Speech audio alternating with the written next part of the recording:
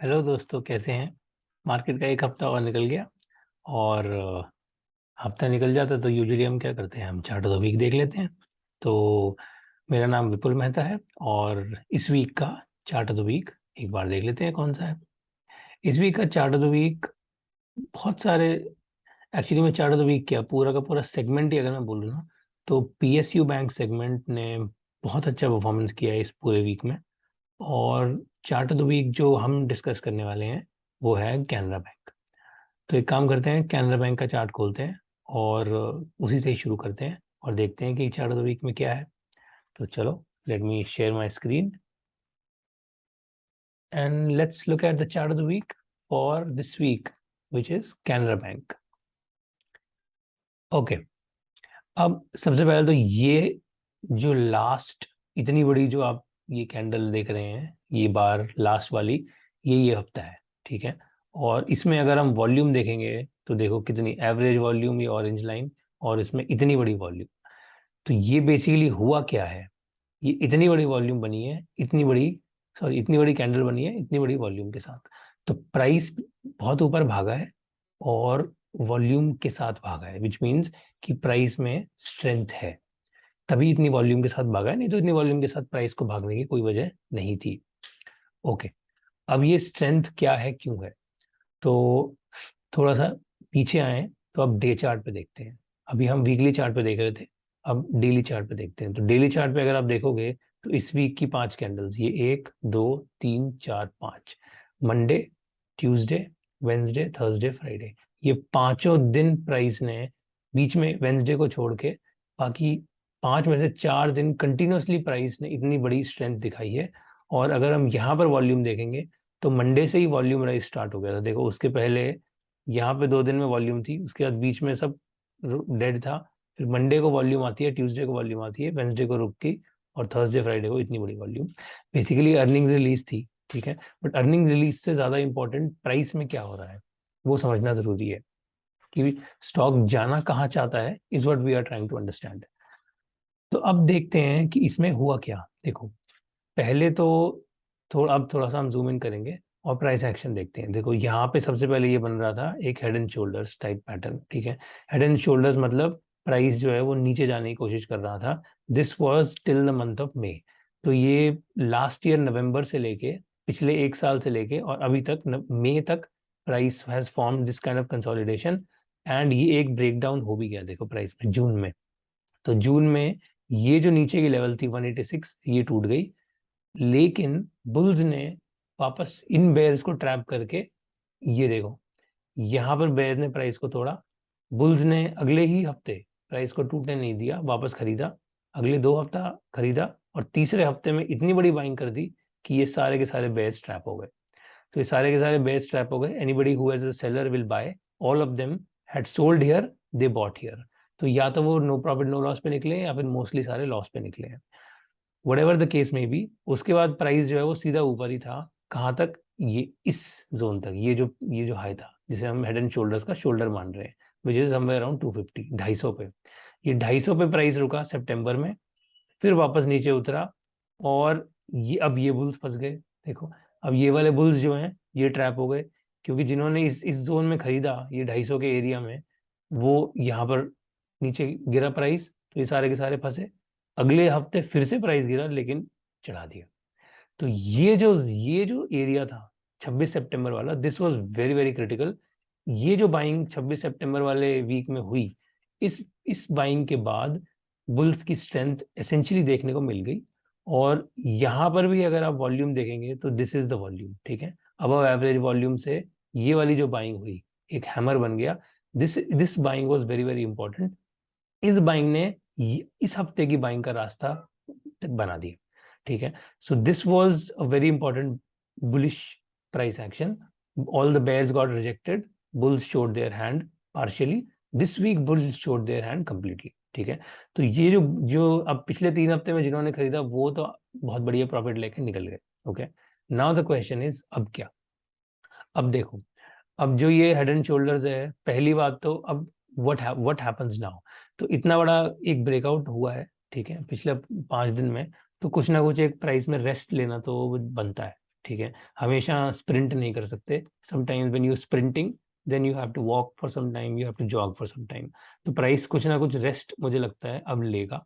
Okay, और जब price rest लेगा तो ये 250 वाला जो ये जोन है सपोर्ट वाला, अब हम डे चार्ट पे देख लेते हैं, थोड़ा सा जूम इन में पता चल जाएगा. और ये जो हाई है 272, इस जोन में अब मुझे लगता है कि प्राइस थोड़ा सा रेस्ट लेना चाहिए अगला 5 दिन में भी 10 दिन, I don't know how long, but let's see. Price should rest here for some time. After that ये अगर 250 से नीचे अगर नहीं जाता है then bulls are still strong. ठीक है, अगर ये 250 से नीचे चला जाता है तो बात खत्म हो गई, फिर अपने को करने के लिए कुछ नहीं है. लेकिन मुझे ऐसा लगता है कि अगर ये 250 पे फिर से एक बाइंग दिख गई then it will be a wonderful opportunity to buy for the next price target which is 300. 300 देखो यहां से ये, अब हम यहाँ पे आते हैं, ये देखो ये एरिया 6 अगस्त, नीचे आप डेट देखो 2018, 4 साल पहले 300 पे प्राइस जाके रुका था. ठीक है, उसके बाद नीचे गया वापस ऊपर आया, कहाँ पे 300 पे अप्रैल 2019 में. 6 अगस्त 2018 के बाद अप्रैल 2019, 8 महीने बाद प्राइस वापस से 300 पे जाके रुका है, फिर से नीचे उतरा, फिर से वापस 300 पे आने की कोशिश करी जुलाई 2019 में. अप्रैल और जुलाई के बीच में ही 5 महीने का गैप होता है.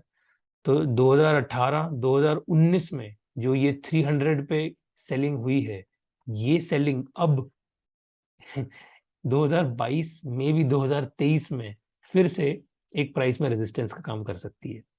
and therefore this is going to be the target for this move. okay, और अगर इसको थोड़ा सा और पीछे जाएंगे, now let me open the monthly chart. Canara bank का 1 month चार्ट देखते हैं. Now each of this candles represent 1 month, पूरा का पूरा 1 महीने का प्राइस एक्शन. तो this was the ultimate high for this stock 821, 820 which happened in November 2010. आप देख सकते हैं नीचे डेट, नवंबर 2010 में 821 पे ये प्राइस स्टॉक गया था. उसके बाद नीचे गिरना चालू हुआ है. ये एक टच बना था अक्टूबर 2017 में. ठीक है, तो 2010 और 2017, 7 साल के बाद अब प्राइस वापस से उसी एरिया पे कहीं ना कहीं वापस जाने की कोशिश कर रहा है. तो अगर वापस जाने की कोशिश कर रहा है तो ये लाइन पे 2 पॉइंट्स ऑलरेडी हमारे बन चुके हैं, और तीसरा पॉइंट समवेयर इसी 300 के आसपास ही कोलाइड होता है. विच मीन्स कि प्राइस अगर यहाँ से ऊपर जाता है तो it can go back all the way till 300 and we may see some kind of selling. All right, and that's the reason, that's the place where we should also be selling अगर हम यहाँ पर खरीदते हैं तो. ठीक है, तो मॉरल तो क्रक्स क्या रहा? क्रक्स ये है कि why are we discussing this chart? Because of the bumper price action that has happened this week. इतना बड़ा एक अच्छा खासा ब्रेकआउट हुआ है स्टॉक में. some good news, most likely because of earnings. but more importantly जो प्राइस एक्शन है वो एक बहुत अच्छा एरिया दे रहा है बाइंग के लिए, विच इज 250 से 270 के बीच में. ये 20 पॉइंट के बीच में अगर कोई बाइंग मिलती है तो 300 का जो प्राइस टारगेट है वो मुझे लगता है चला जाना चाहिए. इसमें कोई ज़्यादा प्रॉब्लम नहीं होनी चाहिए प्राइस को 300 पहुंचने में. सो लेट्स से अगर आप 260 के एरिया में भी खरीदते हैं, एवरेज ले लो, तो 40 पॉइंट का एक इसमें मूव है. 40 पॉइंट और 26 पॉइंट स्टॉक इज व्हाट 15% और सो. तो 15% की मूव मिल सकती है देखो 1-1.5 महीने में, which is not a bad thing at all. Okay, so this is essentially what we are going to look at. Main जो चीज रहेगी वो रहेगी 250 पे क्या होता है. डे चार्ट पे अगर हम इसको और जूम इन कर लें तो 250, अब मुझे लगता है एज आई सेड पिछले 5 दिन में इतनी बड़ी बाइंग हुई है, इतना बड़ा स्प्रिंट मारा है, तो कुछ टाइम तक तो रेस्ट करना बनता है. क्वेश्चन ये है कि वो रेस्ट में क्या बुल्स, उस रेस्ट पीरियड में भी बुल्स स्ट्रांग हैं, वो ये पता चल जाएगा तब जब प्राइस 250 से नीचे नहीं जाता है तो. ठीक है, अगर प्राइस 250 से नीचे चला गया तो बात खत्म, सारी थीसिस इनवैलिडेटेड. लेकिन 250 पे रुकता है तो it can be a wonderful opportunity to buy for 300 as the target. This is the chart of the Canara Bank that I wanted to discuss. And another reason why I wanted to discuss Canara Bank was because इस हफ्ते में particularly overall भी इस साल ही अगर हम देखेंगे तो overall PSU बैंक्स जो हैं वो सारे के सारे कहीं ना कहीं एक बुलिश स्ट्रेंथ में चल रहे हैं। आप इंडियन बैंक देख लो, बैंक ऑफ बड़ौदा ले लो, SBI ले लो, all of the PSU banks are showing tremendous strength in their price. I'm sure the fundamentals are improving, which is why price बढ़ रहा है ऑब्वियसली। मतलब इतने वीकली टाइम फ्रेम पे अगर प्राइस जा रहा है तो फंडामेंटल्स इंप्रूव हो ही रहे होंगे, ठीक है, इसमें कोई क्वेश्चन है ही नहीं। So this the whole PSU bank का जो जितने जितने भी 8-10 बड़े स्टॉक्स हैं वो सारे के सारे कहीं ना कहीं एक स्ट्रेंथ दिखा रहे हैं। एंड इस week, let's say in the coming few weeks, Canara bank में हो सकता है हमें एक बाइंग अपॉर्चुनिटी और मिल जाए। अगर अभी तक किसी ने नहीं खरीदा, अभी तक खरीदा है तो बहुत अच्छी बात है, फिर तो आप राइड कर सकते हो। लेकिन अगर नहीं खरीदा है या आप ऐड करना चाहते हो तो दिस 250 वाला एरिया बहुत अच्छा एक अपॉर्चुनिटी मिल सकती है यहाँ पर फिर से बाइंग करने के लिए। चलिए, तो इसके साथ ये वीडियो क्लोज करते हैं। आशा करता हूँ आपको पसंद आया, और दिवाली के पहले का ये लास्ट वीडियो रहेगा हमारे चैनल पे। So I wish you all the very happy Diwali, and have a happy and safe Diwali, and we'll see each other after Diwali. Until then, thank you, have fun, bye bye.